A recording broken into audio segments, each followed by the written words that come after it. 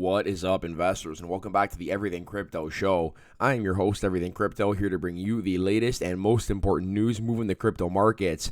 Now, as always, please remember that nothing on this channel is financial advice. These videos are for viewer education and entertainment purposes only, so please invest responsibly, as I want this community to thrive in the long run, and I love and appreciate you all. And on that note, we have some super important stuff to get through today, including the upcoming CPI data, proof that we could potentially get billions of Bitcoin dumped on the market in the next month, as well as some interesting restructuring going on at both Celsius and Voyager. So we got a lot to break down, and we're just going to get right into it.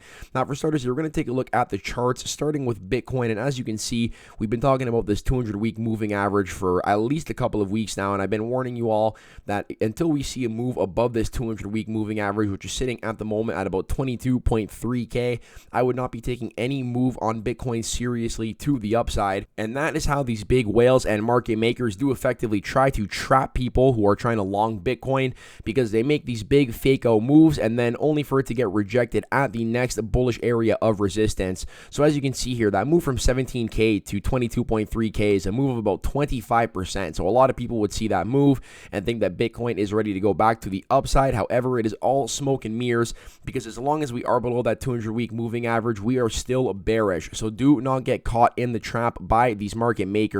Now, Bitcoin, interestingly enough, is above its 2018 all-time high of 20,000, just barely, but below its 200-week moving average. And we've also been talking about this divergence between Bitcoin and Ethereum as of late, as ETH is well below its 2018 all-time high of $1,400. However, it is just hanging on at its 200-week moving average at about 1175. We've actually just broken below it. We could go back above it, but there's a very weird divergence going on right now between Ethereum and Bitcoin.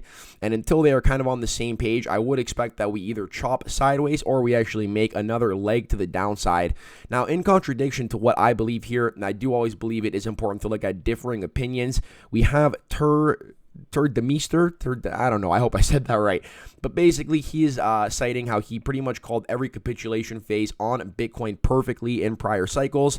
So you can see here on January 14th of 2015, he called the bottom. And then again, he called the capitulation bottom in early December of 2018. He called the capitulation phase during the COVID crash on March 12th of 2020.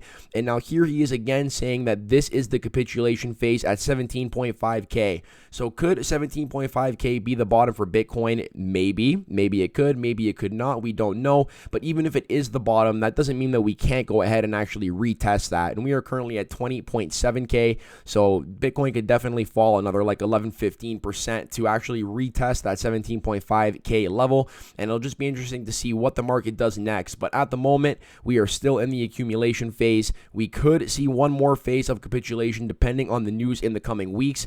And one thing that could actually trigger this here will be the June CPI data released on July 13th. So according to the consensus, they are expecting CPI to come in at an elevated 8.8%, slightly higher than May's 8.6%. So now, personally, I'm going to make a bold prediction here and say that inflation actually comes in below this 8.8%. We've seen gas pull back pretty substantially in June, and really oil has been the biggest driver of inflation since this whole debacle has started. So I do believe that a pullback in oil will actually lead us to slightly better inflation numbers than most people are expecting. Additionally, I also do believe that in July we might get some positive inflation readings, as these big box retailers like Walmart and Target have actually been citing increased overflowing inventory. I do suspect that they will start to unleash these products on the market just to reduce their inventory and get it back to manageable levels. So that could cause us to see some relief in the inflation numbers. However, I mean, we still have a long way to go to get back down to that 2% inflation target, all the way up from, the mid 8% range.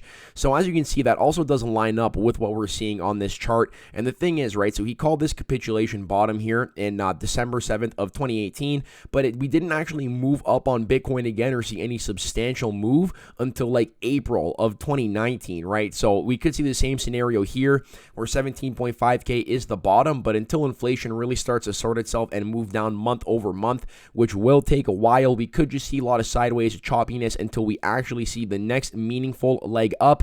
And this has led me to consider that maybe, just maybe, we are out of the capitulation phase and now in the accumulation phase. But really, regardless of what phase we are in this bear market, the plan for us here has always been the same: to continue dollar cost averaging and just keeping that more substantial amount of cash aside in case we do actually enter another capitulation phase.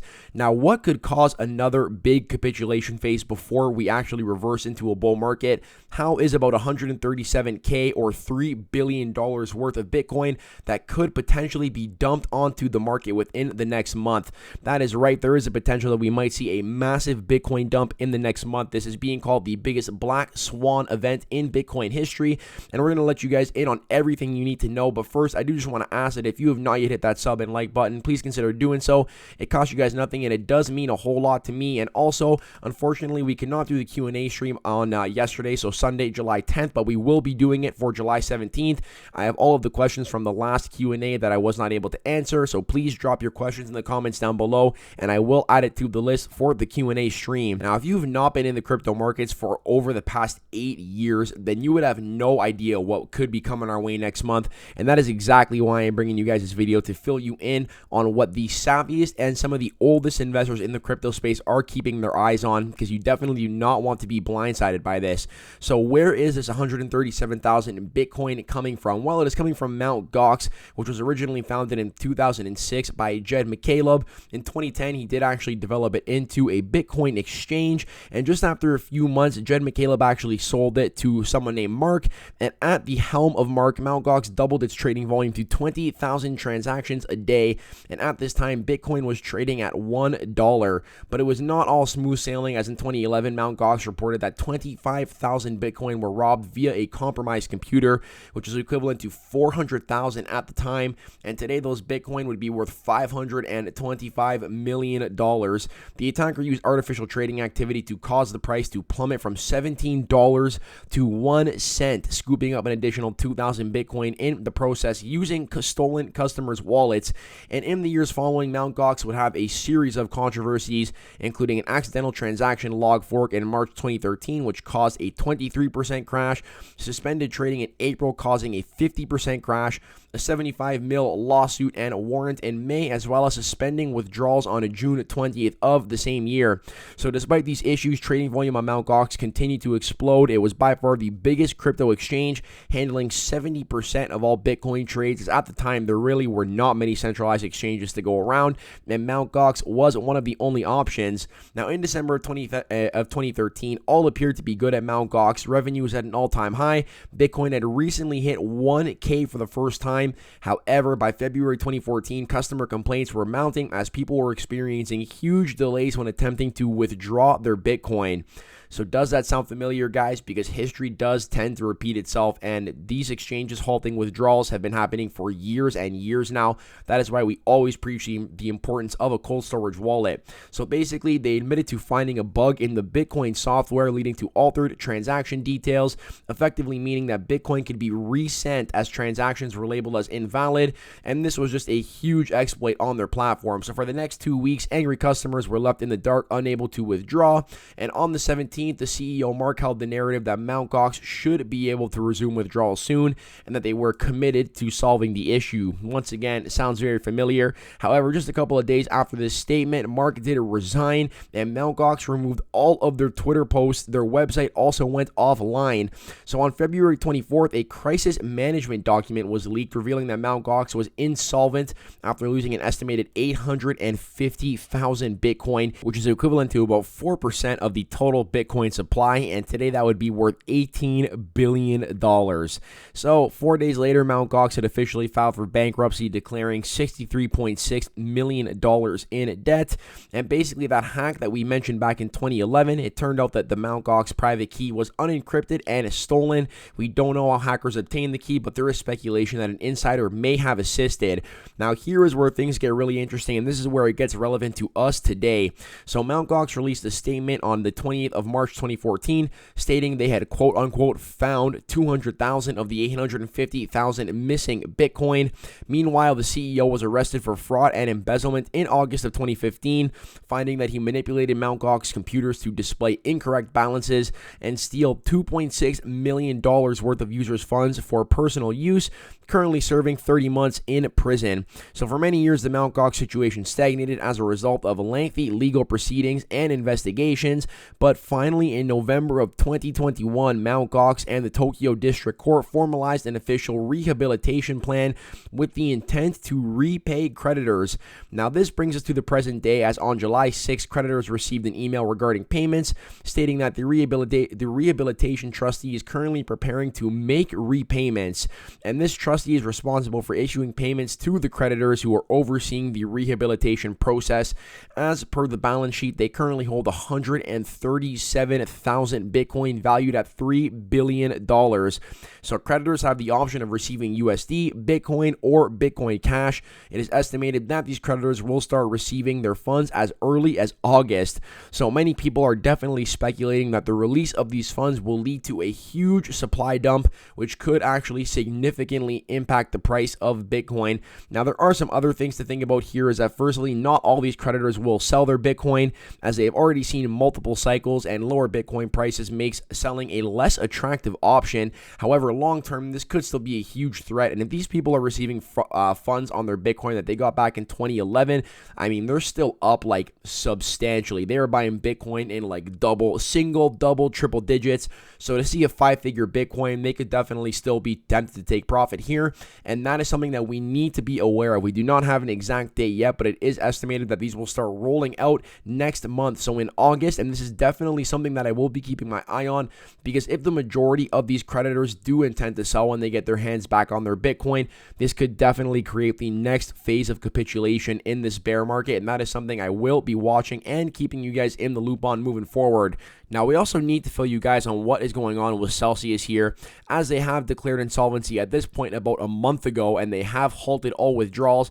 A lot of people do tend to attribute this to the Three Arrows Capital blow up. However, it was just leaked on July 8th, so basically 3 days ago, that Celsius was actually stealing their users' funds and sending it out to the tune of $500 million to a prominent DeFi whale known as 0xB1 before the relations went sour in 2021. So 0xB1 here actually took to Twitter and doxed themselves as Jason Stone, who basically led the group of talented individuals who managed the OXB1 address. So he says here that before leading OXB1, he spent years in the proof-of-stake realm creating yield and optimization strategies. In 2019, he founded a company called KeyFi that wrote MPC staking software and strategies. And after discussions with Celsius Network in mid-2020, Celsius began an acquisition of KeyFi's assets and team. Therefore, after Jason pivoted KeyFi to staking and deploying DeFi strategies for Celsius. So in August of 2020, OXB1 was created along with other addresses to send Celsius Network's customer deposits for us to manage. So Celsius basically shared the private keys to the addresses with them, and over the ensuing months transferred hundreds of millions of dollars of customer deposits for them to invest. By the time Celsius and KeyFi parted ways, they were managing nearly $2 billion in assets. Now, Celsius risk management team monitored their investment strategies and performance using HedgeGuard and DBank, two software protocols, and basically the deal was that OXB1 would actually monitor or would take care of all the investment strategies and yield farming, and Celsius, their only job was to adequately hedge any potential impermanent loss from their activities in liquidity pools. They also assured Jason that risk management and hedging was in place to account for fluctuations in token prices. However, in late February of 2021, they discovered that Celsius had lied to them. They had not been hedging the trading team's activities, nor had they been hedging the fluctuations in crypto asset prices. The entire company's portfolio had naked exposure to the market with zero hedges in place, so very irresponsible on Celsius' behalf. Now, after seeing these major problems in how the company operated, they basically informed Celsius that they wished to terminate the relationship, and that was in March of 2021. They told Celsius that they would work with them to unwind their various positions over the following months, and by April of 2021, the value of assets under their management had increased by over $800 million, but when they actually unwound the DeFi positions, because Celsius did not actually have their trading team in place to hedge impermanent loss, they suffered very big losses because of this, and then they went ahead and tried to accuse KeyFi of stealing and actually accused Jason Stone of being a thief, basically trying to put the responsibility on other people. They later came to accept impermanent loss for what it was, as the blockchain does not lie, and you cannot deny that. Yet they claimed that Jason was responsible for it, completely ignoring the fact they had full visibility into all trading strategies, and they promised to hedge that exact risk. So over a year, he's been trying to settle this dispute quietly with Celsius, and pursuant to the contract Celsius signed with KeyFi, they owe KeyFi a significant sum of money. So this paints a much uglier picture, a lot uglier than we initially thought, of what is going on here. Effectively, Celsius was taking their users' money, effectively stealing it by giving it to third parties to manage. These third parties were known to partake in very risky DeFi strategies, and the Celsius was supposed to have a trading team in place that would actually hedge this risk for these riskier traders. And the only reason they even had to give money to these risky yield farmers is because they were promising such unsustainable rates to their customers. And the Celsius trading team could not even do the bare minimum and hedge these risky trades, and therefore they pretty much lost all of their users' money. They also owe KeyFi money that they are not willing to pay back, and due to this, KeyFi is actually opening up a lawsuit against Celsius to settle this issue once and for all. So it will be very, very interesting to see kind of what goes down in the next couple of months, but suffice to say that I do think this will be a very long time before it is sorted. If you do have any money on Celsius, any crypto, I sincerely hope you get it back. I am just warning you that you may need to buckle up because this could take a while. And to be honest, from what I'm hearing with Voyager, it does appear to be the exact same sort of deal. It will most likely be several months, not even including the time spent on litigation, before Voyager is actually able to begin repaying its creditors. And that is because when any company actually files for Chapter 11 bankruptcy, what comes next is a long process of at least about 1 to 2 months between the company filing the disclosure and when the court reaches a decision on the statement. And then once the court approves the statement, creditors can submit ballots saying whether they approve or reject the reorganization plan. Now, why might creditors object to Voyager's proposed repayment plan? Because it is very complicated when you're valuing any asset that has extreme volatility like crypto, and there is not an established body of law for what is accepted valuation practice for crypto. So for example, do you look at crypto spot prices? Do you look at the future rate? Do you look at what was actually locked up at the time of halting withdrawals? Like, it's a very complex process to actually decide how much they are going to give back their customers and in what way they are going to do so. So I know that Voyager CEO took to Twitter and he was proposing actually paying back customers in different variants, right? So by actually giving them Voyager token, by giving Voyager stock, as opposed to actually just straight up repaying users in the crypto that was halted. And to be honest, I think that is really going to upset a lot of people. Like, if you had a couple of Ethereum on that app, you don't want to receive some Voyager token and Voyager stock as sort of like, oh, here, we're paying you back for that ETH. You want your Ethereum back, right? And now the final thing here is actually their loan to 3 Arrows Capital of 650 mil. How much can they recover? And to be honest, I don't think they're going to get any of that back. That is just my personal prediction, as 3 Arrows Capital is already done and their CEOs are completely on the run right now. So I don't think they have any intention of paying anyone back.